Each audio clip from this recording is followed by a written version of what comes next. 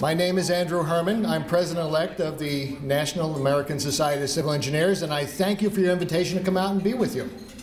I really appreciate it. I appreciate Ziad bringing me around to several universities yesterday and also giving me a tour of Southern California. You really live in a nice place.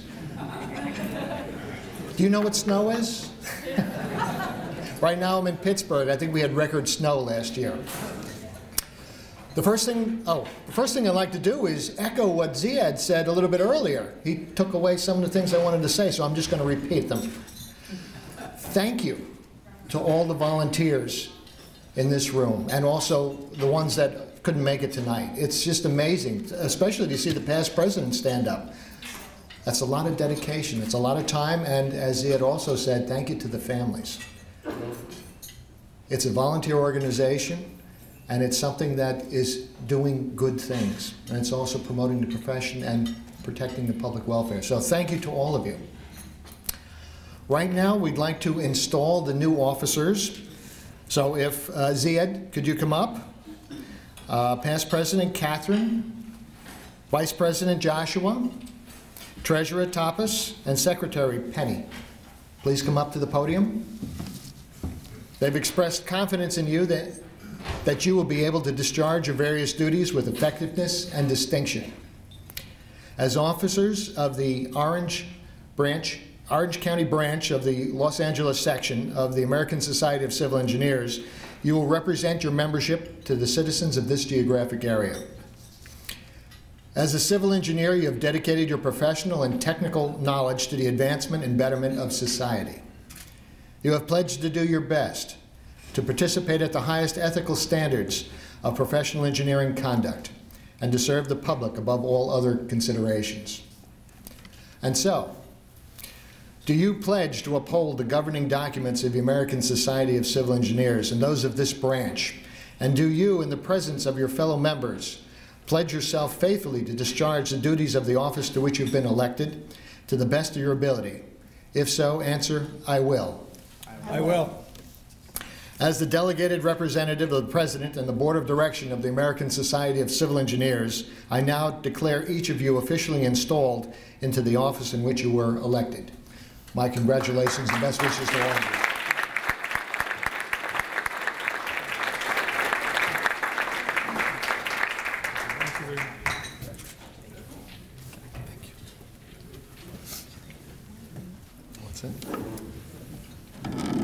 I actually have one duty I have as past president. In the Orange County Ranch, we actually have a tradition. Instead of handing off the gavel, we hand off this 40-pound president's monument. So I don't know if I could carry it, but I will try to pass it on.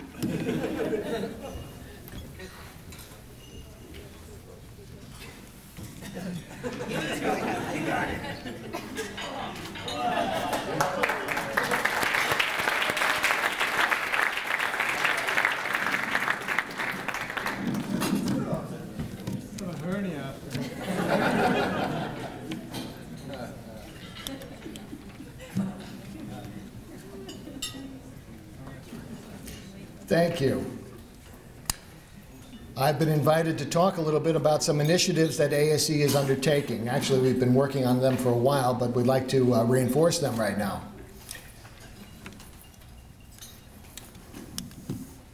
So, first part, civil engineering, where are we headed? I enjoy Dilbert, so I'm using this cartoon to sort of make a point. You can see in the first slide, Dilbert saying, I got the latest numbers from Yvonne. His coworker says, oh, how's Yvonne doing with her sextuplets after her house burned down? And she had shoulder surgery.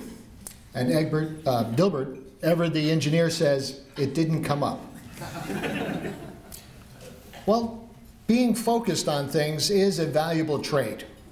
And it's very good for engineers because it gets us and allows us to be able to solve problems.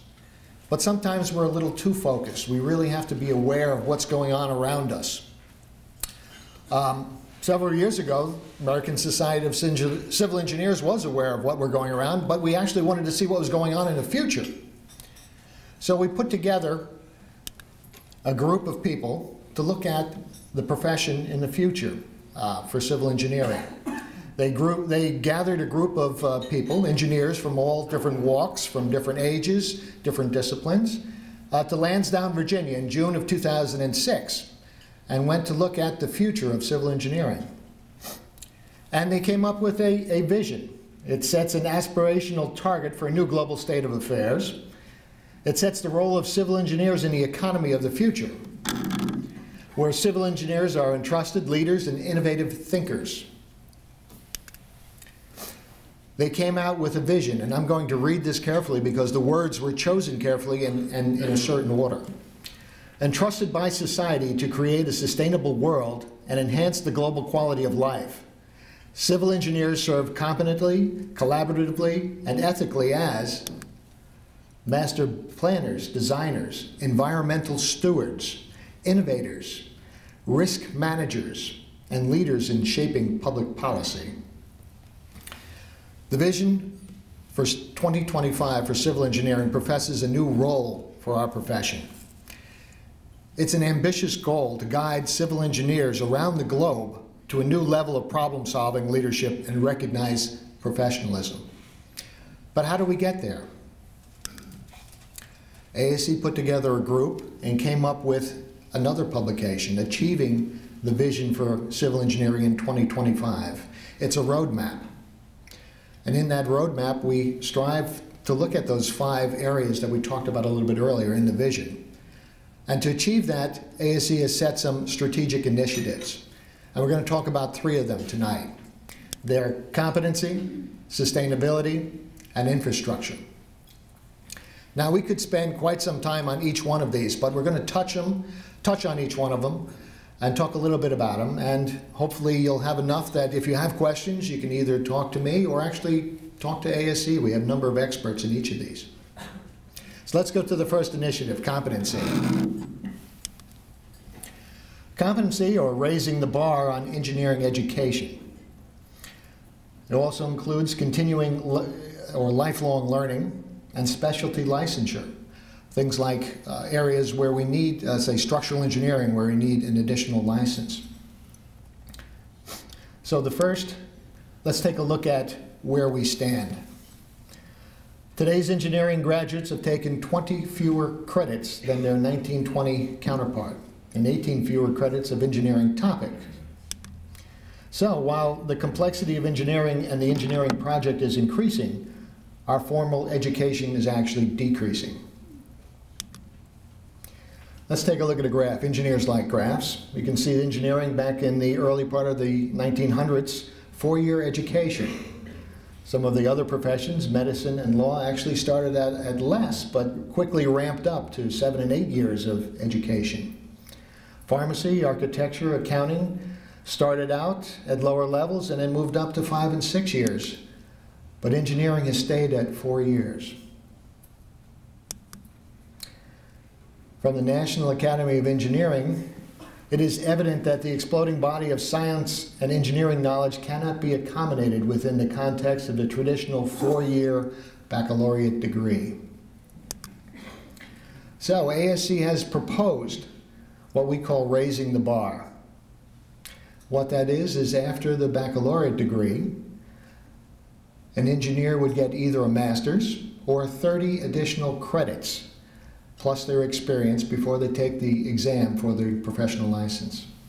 Now that 30 credits, what that can entail is additional credits in your technical specialty and also credits in communication so that you're able to talk about that technical specialty to technical, non-technical people, the public, and political leaders.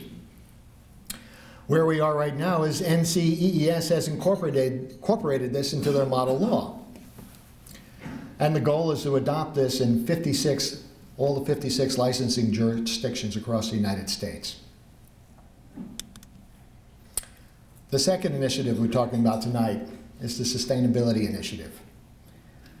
What we wanted to do was define sustainability from the civil engineering perspective, adopt consistency in policies and actions, and that also includes walking the walk with ASCE. We have a headquarters in Reston, Virginia. It was built 30, 40 years ago. We're actually looking to get that LEED certified. We want to make an investment in that building so that we can actually walk the walk.